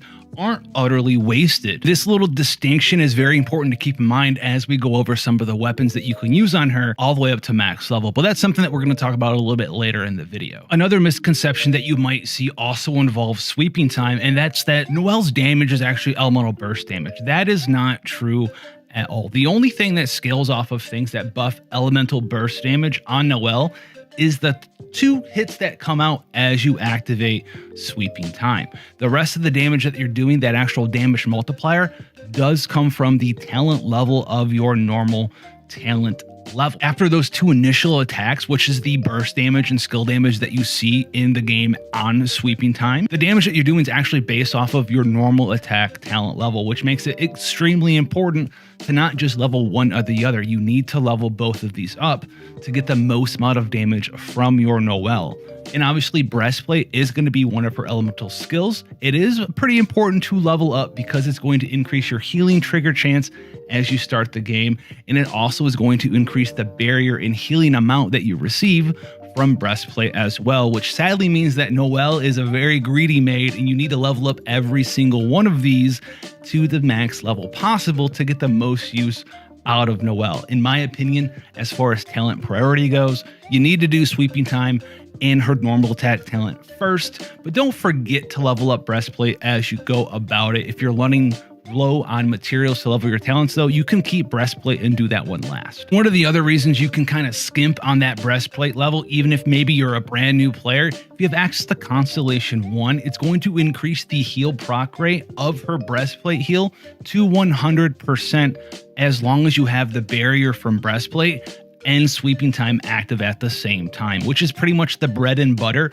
of using Noelle to just Goomba stomp monsters into oblivion. So C1 here is actually very prevalent and will give you a good significant boost. And while it's not going to give you the bonus defense to barrier or defense to healing like leveling the actual talent itself will, it will make that heal trigger chance no longer RNG and make it 100%, which makes her a significantly stronger support and healer while being able to do a large amount of AoE damage.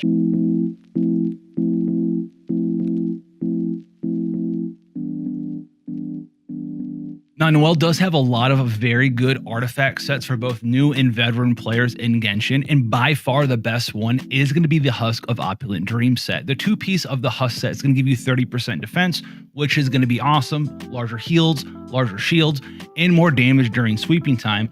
And then the 4-piece as well is going to allow us to gain stacks of increased defense and geo damage while Noelle is off the field, and while you are doing geo damage, you will be able to max these stacks out as well. Traditionally, when using the Opulent Dream set, what you're going to want to do is get the first 4 stacks automatically from Noelle being off the field. That way, when you activate Sweeping Time, you'll already have all 4 stacks for the max defense and geo damage bonus, and you'll be able to maintain those maximum stacks from just doing damage with the geo damage from Sweeping Time. It's very important to get all 4 of these stacks first because, like we talked about with Sweeping Time, the defense you have at the moment you activate Sweeping Time is what the game looks at when giving you the bonus attack. It won't change until you activate Sweeping Time again, or this duration on Sweeping Time expires. Now, another set to look at is going to be the Retracing Bolide set. The 2-piece here gives you 35% shield strength, which is going to increase the shield strength that Noelle is going to receive from her own barrier on her elemental skill as long as she is the active character, because this 2-piece only works for the person equipping the set, which is fine because Noelle is going to be out there skirmishing with everybody.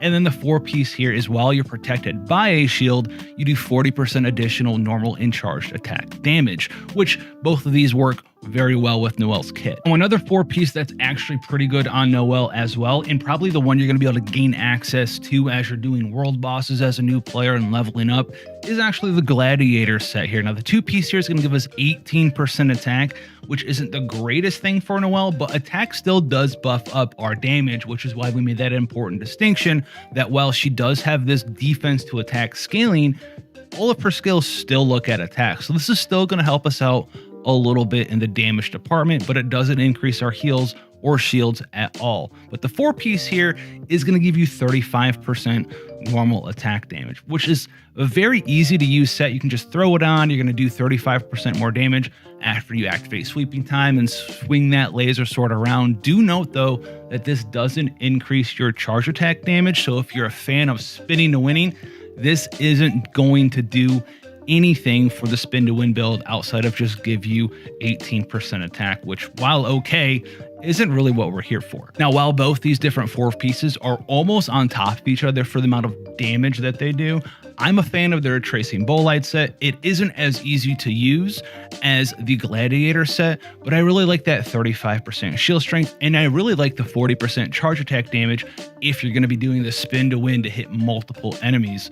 Now, if you don't have access to either of these full 4-piece sets yet because they just haven't rolled that well, there is something you can do that is a sacrifice of a little bit of damage compared to the other options, and that's going to be 2 pieces of the Archaic Petra set. We're going to get 15% geo damage from that. And then you're also going to use 2 pieces of the Husk of Opulent Dream set and get 30% defense from that. It's basically like using a make your own version of 4-piece Husk, because you're going to get 15% geo damage and 30% defense instead of getting all of the stacks from the 4-piece Husk. But it is something that you can do to kind of put Noelle together and have fun with her in Genshin until you get any of the other 4 pieces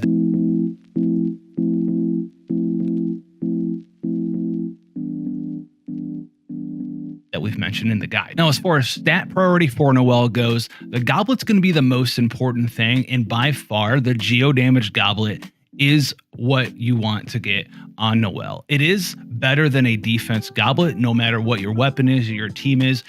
If you absolutely have to use a defense goblet, though, it's going to be around 10 to 12% less damage, depending on what weapon you're using and what build you're doing, regardless of what weapons you have. As we move into the circlets here, we really want crit chance as our circlet. Noelle doesn't get any bonus crit chance. There are a couple crit chance weapons we can get, but it's such a good stat. If you can get crit rate main, it's going to make your life a lot easier.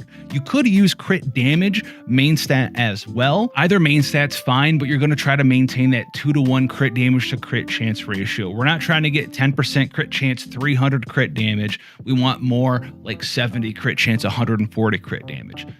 80 crit chance, 160 crit damage. Maintain that 2-to-1 ratio, and that's going to be the magic number for most DPS in Genshin to really get the big damage and the consistency when using them. Now, moving on to Sands here, a lot of guys out there will be like, attack percent's better, defense percent's better. When you're building Noelle, level 90, all things said and done, finalized build, defense percent for all weapons that you're going to be using on her is going to be better. So if you're spending time trying to get a Sands that you're going to be using on a character to get a lot of work out of it forever, defense percent is what you're aiming for as you're a new player growing up. Though, while you're working on talent levels for sweeping time, talent levels for Favonius blade work, you don't have access to Constellation 6. The math will work out that until you're talent level 9 on sweeping time, you're not going to get the most amount of damage from a defense percent Sands. So until you're talent level 9, attack percent Sands is technically better for explicitly damage. I would still recommend that you go out and get a defense percent Sands there, because that's going to increase your healing from your elemental skill as well as the shield from your elemental skill breastplate, but it's also going to give you a nice bonus shield that everyone forgets about in Devotion as well, which will help you protect your other characters when Noelle is in the backline and you're trying to use some of your other supports or damage dealers. This will also activate and shield them, and this is also based off of Noelle's defense. So while you might get a little bit more damage from having an attack percent Sands until you're talent level 9 or more on sweeping time, I would still recommend trying to get a good rolled defense percent main stat Sands. Now, as far as substats are concerned with Noelle, crit chance, crit damage, defense percent, those are all extremely valuable for you. Maintain that 2-to-1 ratio of crit chance and crit damage, pick up some defense percent as well. And then the big boogeyman, energy recharge. How much energy recharge do you need for your Noelle? That's actually going to be wildly different depending on what characters you're using her with. Are you using her with characters like Raiden Shogun? Are you in a mono Geo team? These geo particles and other characters that are good batteries for Noelle will vastly lower the amount of energy recharge that you need on her. I'm currently running with Raiden Shogun in this build, and I have no energy requirements whatsoever. I have 106 energy recharge. You want to be safe as you're starting a new Noelle leveling up. Aim for 130, 140%, and you'll be able to tell from then how much more energy recharge you may or may not need. Also, as you get into the big endgame veteran version of Noelle, well, C6 here not only is going to buff up the defense to attack ratio that you get from sweeping time, but it's going to lower your energy requirements technically, because every time you defeat an enemy with sweeping time activated, it's going to add 1 more second to its duration, increasing it by up to 10 more seconds, meaning that sweeping time can be activated for the entire battle in a lot of situations, leaving you to gain all those particles from your defeated enemies and maintaining your sweeping time uptime, and then saving the cooldown for it in the next fight.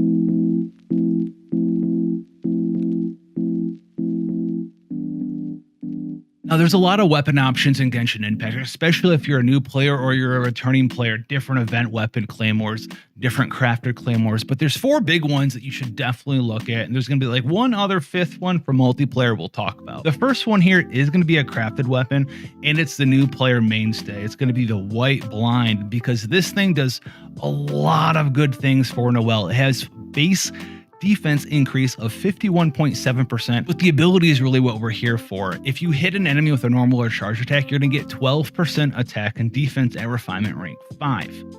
And this stacks up to 4 times, meaning you can get 48% attack and 48% defense at the same time. There's no crit chance or crit damage on this weapon, but you get huge offensive stats during sweeping time and huge defensive stats as well. Larger shields, larger heals, more attack for free, and then a ton of defense, which you get to turn into even more attack, which is very, very, very nice. It does do a little bit less damage than the next one we're talking about, but it also does increase those shields and heals by a substantial margin. But do keep in mind that when you're using the White Blind, you're going to want to get these 4 stacks from the White Blind before you activate Sweeping Time. Because remember, like we talked about at the start of the video, Sweeping Time looks at your defense as you activate it. So you don't want to activate Sweeping Time and then get defense. No, you want to get all your defense from the Infusion Blade ability and then turn all of that into even more attack. Now, Noelle's next weapon is going to be access to this Serpent Spine. This is the Battle Pass weapon. It's amazing. It has crit rate, so it's going to make you easy access builds for Noelle. It's going to be awesome.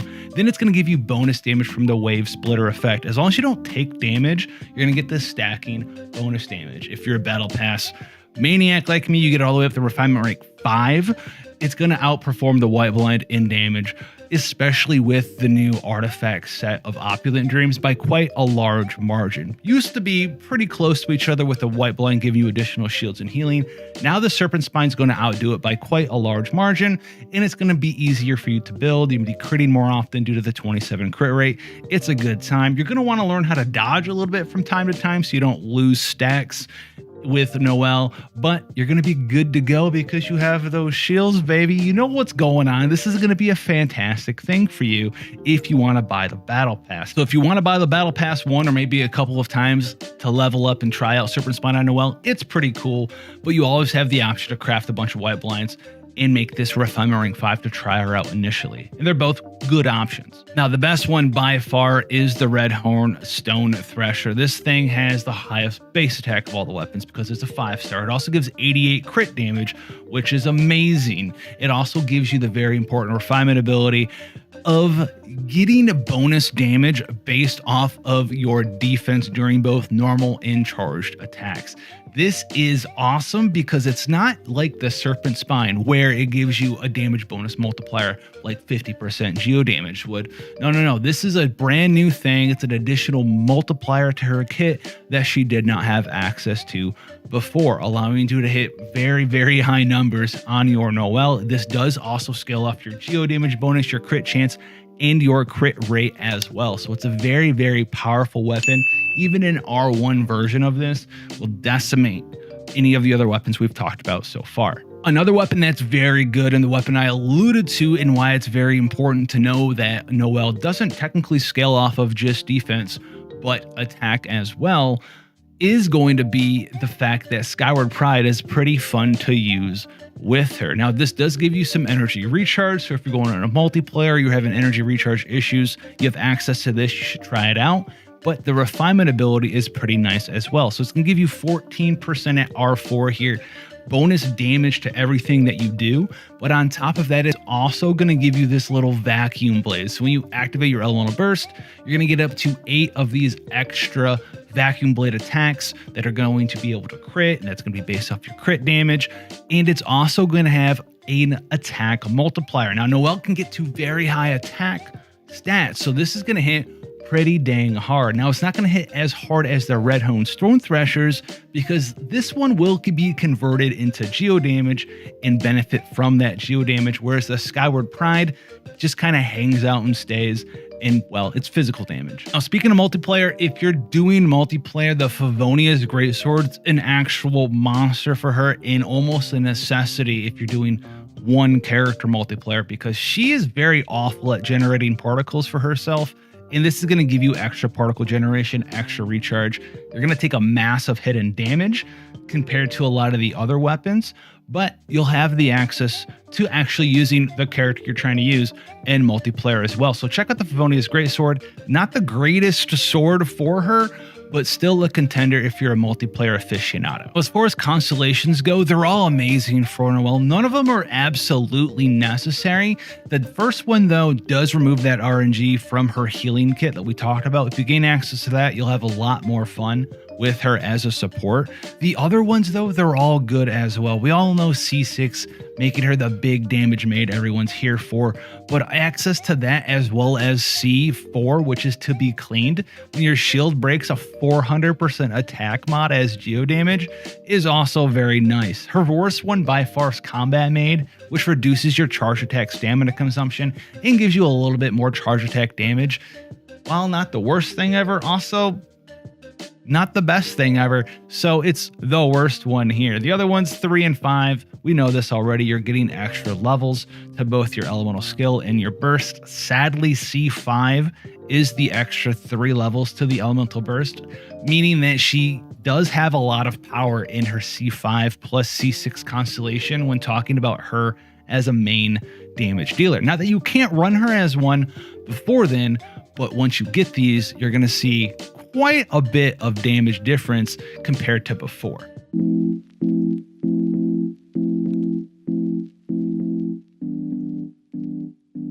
Now, when we're going into characters we want to use with Noelle, one of the things that we definitely want to take note and focus on is their ability to generate elemental particles so we can use sweeping time with Noelle's elemental burst. And this is going to be characters that can use Favonius weapons very well, characters that are Geo, characters that are named Raiden Shogun also work quite well. But the first one that we're going to be going over is going to be my current favorite 4-star Geo character is Yunjin, because Yunjin can do something like the Red Horn Stone Thresher can do with her ability Cliff Breaker's Banner, which is going to add yet another damage multiplier to Noelle's normal damage talent. This is going to be based off of Yunjin's own defense though, but it still will use the crit damage and geo damage bonus that Noelle has. And this is where you're going to be able to see 50, 60, 70, 100,000 damage hits in some circumstances on certain abyss floors with certain buffs and other characters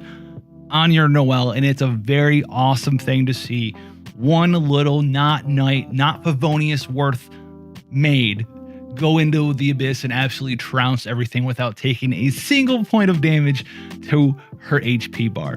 Yunjin's one of those characters that is fantastic with so many of these underrated underdog normal attacking characters like Noelle that she's super awesome to use with her, and you can pick her up for free from the Leeway Lantern Rite Festival this patch at 3.4. Now, my other favorite 4-star Geo character to use with Noelle is Goro, and that's because he does everything that we already talked about. He's pretty easy to build, so you can put the Favonius Warbow on him, generate Geo particles, generate the extra windfall particles from this weapon on your Noelle. That's nice already to help battery Noelle. He also can boost up Noelle's damage because he has the ability to boost up geo damage as well as defense for everyone in your party. Seems good. I like it already. He also is another Geo character, so with him in Noelle, you're going to activate Geo Resonance for even more damage and shield strength.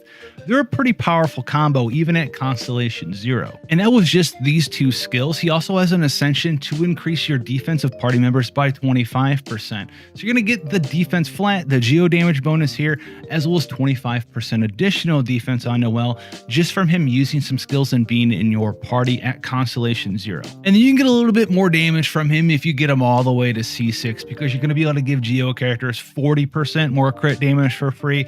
It's not going to make you double your damage or anything, and for a C6 it's actually pretty tame the amount of damage you're going to get constellation to power level wise from a character in Genshin Impact. Don't be afraid to run him at C0 with Noelle. You're going to have a good time. He's going to battery you and do everything you want to do with that partnership of Goro and Noelle. Now, another one of the old stay standards for Noelle to combo with is going to be Ningguang here, and that's because Ningguang can do a couple of things. He'll be a damage buffer, but also a damage dealer as well, because Jade Screen does do damage, can block projectiles, a couple of them, to help you with that defensive orientation.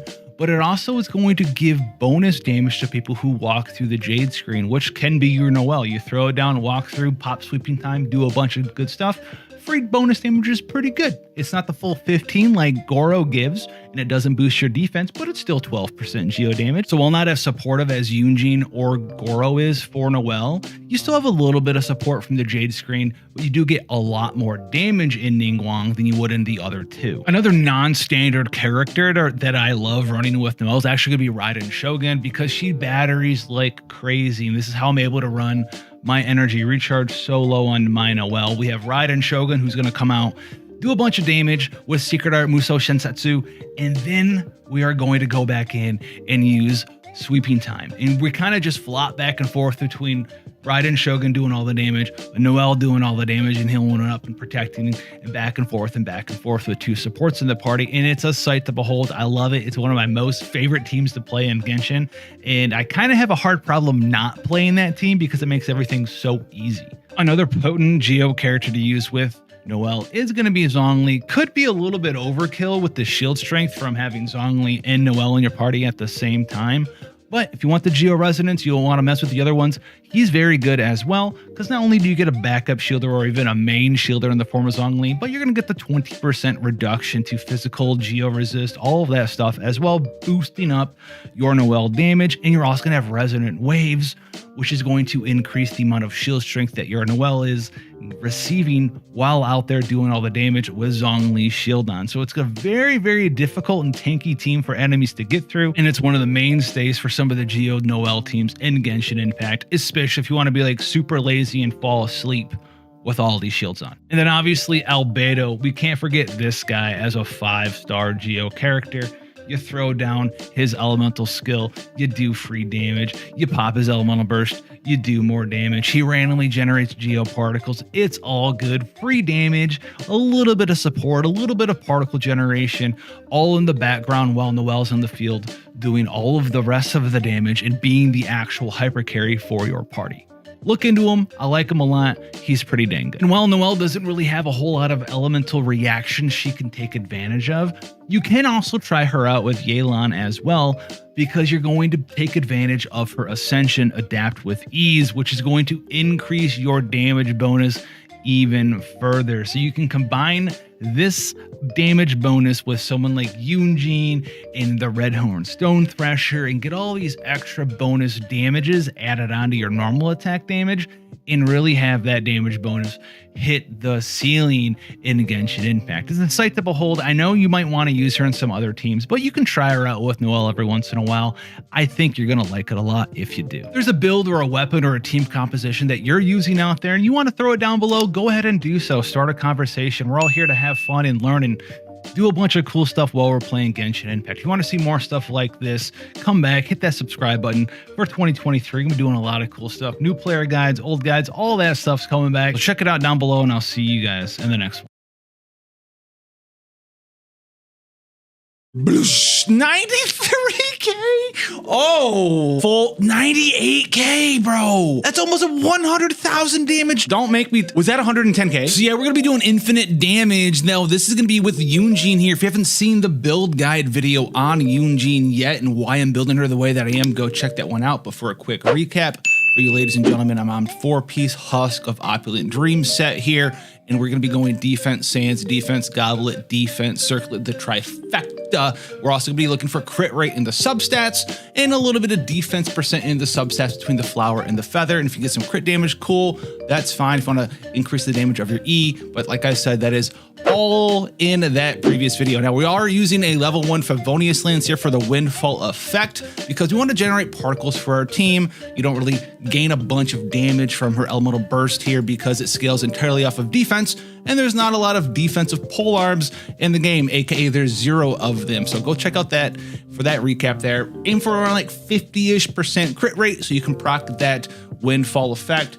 156% plus energy recharge is kind of all you need there, which is why I can kind of get away with a a level 1 good old Favonius Lance. Now the girl we're using here, Noelle, we are also popping off with 4-piece Huss set, and we're gonna follow the constraints for every character in the game. Crit chance, crit damage, and damage percent up. So our Huss set here, we're gonna be using a geo damage goblet, a defense percent sands, and crit damage / crit chance circlet here depending on the subsets for the rest of your artifacts there and what weapon that you're using. Aim for a 2-to-1 ratio as always, because mathematically that's just what you do. And then defense, crit chance, crit damage, and the substats as well. Now weapon selection, her best weapon obviously is the Red Horn Stone Thresher, but also beyond that, Serpent Spine got a little bit of a buff here because this damage percent bonus up works with Yunjin's Elemental Burst. Because Yunjin's Burst adds damage to your current active character's normal attack based on her defense. However,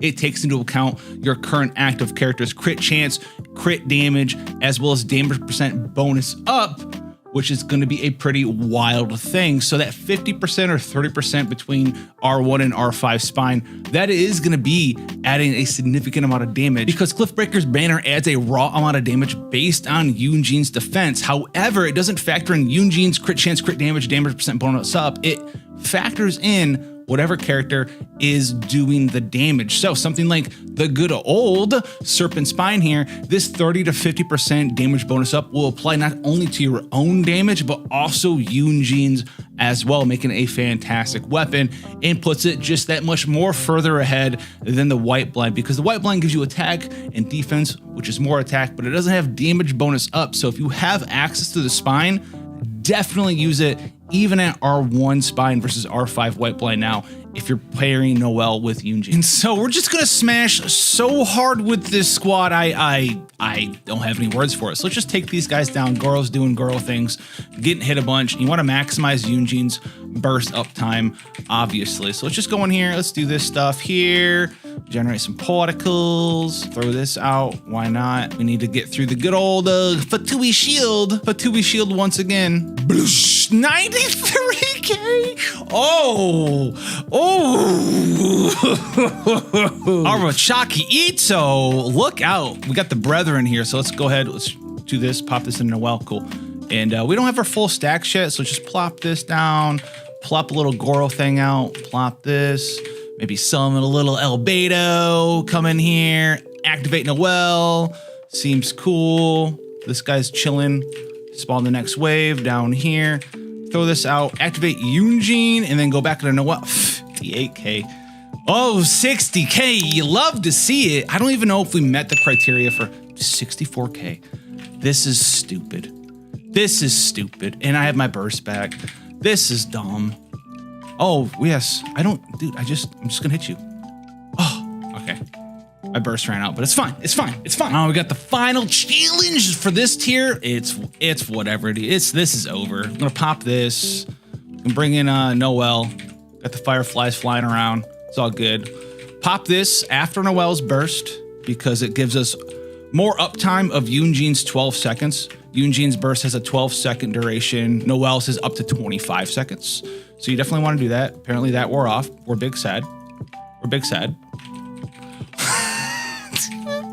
It's so sad. We have the burst. Dude, this double energy regen, double Favonius weapons build. Oh, it's gonna be a slight offshoot. We drop the legendary Albedo for a little extra action here for Raiden Shogun. And so let's just get in here.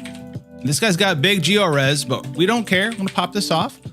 Generate some particles. Oh, whoop, swap over. All right, very small damages. Very small damage against the giant Geo resist guy. Very sad. All right, you know what? Raiden Shogun, this is a Raiden Shogun showcase right here. Hold on, close your eyes, close your eyes. Don't see it, don't look. We do have all of our bursts back up though, which is fine because we have 2 fav weapons on our supports. 3k, sad, very sad and very savage to me. Just get out of here. All right, hold on. Let's generate some particles here. Feed him Noelle, 2000 IQ. All right, yeah, what's up? What's up? The ultimate ER team. We got Shogun and then 2 fav weapon characters. Honestly, this is gonna be just a little bit of Raiden Shogun action here. Now, Yunjin doesn't work super well with her because she counts as elemental burst damage attacks. Very sad, I know. All right, now we can pop over. Let's drop this. Drop this. Yes, sir. You do what it is you think you need to do there. Go on ahead and do it. You are, girl, you are done. Where are you going? Oh, behind me? You in all, see ya. See you in another lifetime. Oh, not a perfect counter. Sad. We're bad. Let's just use this. Let's just go now. Whatever. Chalk him up. We don't have Albedo for the extra damage. This guy was flying around doing whatever. Noel, 90 something K, 70K. Damage is dumb wild. Now we're gonna have a little bit of a sad time here. Okay, we're gonna have a little sad time due to the effect of big ol' abyss guy, right? Big ol' abyss guy's doing big ol' abyss things. But we can kill him and then drain his shield as fast as possible. Oof. Oh, this does not get old. He's already down for the count. He's going through his phase chains. He's looking around. He's calling for the Power Rangers to back him up. He is taking emotional damage right now. Emotional damage. So we're gonna have to go into ride in here, eat a shield up, which is why she's in the party. But you know, I could Noel here. Oh no, this is floor. This is chamber 3, dude. Still absorb. A little snooze fest. Snoozing. Oh, everyone's favorite tower defense. The old boogeyman is back. Let's just get in here. Pop this. Throw this down. Activate Noel. Throw it up. Oof. Already looking a little bit sad for our opponents here. All right, what are we hitting for? What? Yo. Billy Churl, bro. I'm sorry. We're oh, where are you going, bro? Wow. Oh, you're too tall. I'll hit you with this. Boom. Oh, 94. Oh, we got the young slimes. 70. I cannot get over this. I simply cannot. Oh, I popped my burst before I popped Goros. I made a mistake. Was that 80K? No, it wasn't. I did not hit him for 80K through his shield defense. Oh, everyone's favorite. These guys. I love them. Just popping this. Let's throw this down. Let's get this going. And then we could fully rock and roll. Full 98K, bro. That's almost a 100,000 damage normal attack. I mean, I know this is floor 11 for the current abyss, but like, that's not all right. All right, let's pop this back down. We need a little love. All right, cool. A little bit of Chalbedo. A little bit of this. Pop this back down. A couple more to go. Yunjin's ready to rock and roll. Where's the squad at? All right, throw this down. Don't do it. Don't make me. Was that 110K? The final floor number 12. We're going all in. Mono Geo squad, 1 5-star, doing his thing. What can we do here? What can we do? 80K, 102K, confirmed. And then we're just gonna heal through. We don't care about this new mechanic. Oh, we didn't crit. Big sad. We did. That would have been cool. All right, plop this back down. I'm gonna do this out of order because I want to gain some souls there. I probably shouldn't have done all that. I wasted all of my energy. That might be a bad thing. Boys, and I just wasted all of my energy. What could go wrong? What could go wrong here? We didn't even have Noel going. I don't even know what happened. All right, let's see what's up. Why is this guy taking like no damage? He's like taking like negative damage. Oh nope, actually he's taking all the damage. Can we hit them both? Can we get both the Kenki brothers?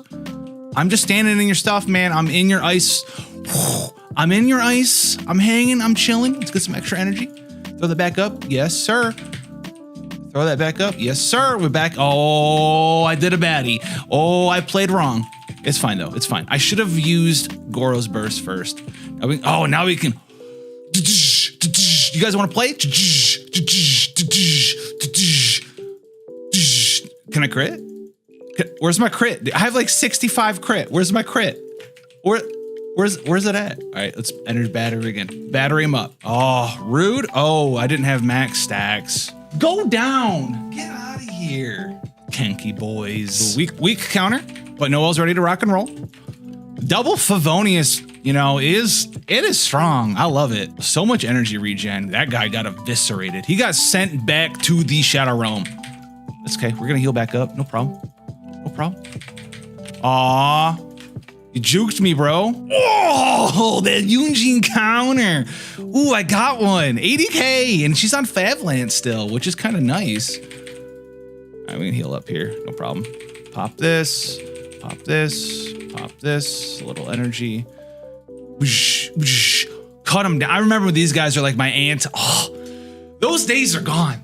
This is ridiculous. She is such a wonderful character. You have to build your main DPS with as much crit damage and damage percent up bonuses as possible, but she works everywhere. She does not need to be in a mono Geo team either, because she does actually have breaking conventions. So if you have a lot of different elemental characters in your party, she's gonna be even stronger than this. But build her this way, check out the build guide. You guys know what to do. I love this character. She's so awesome.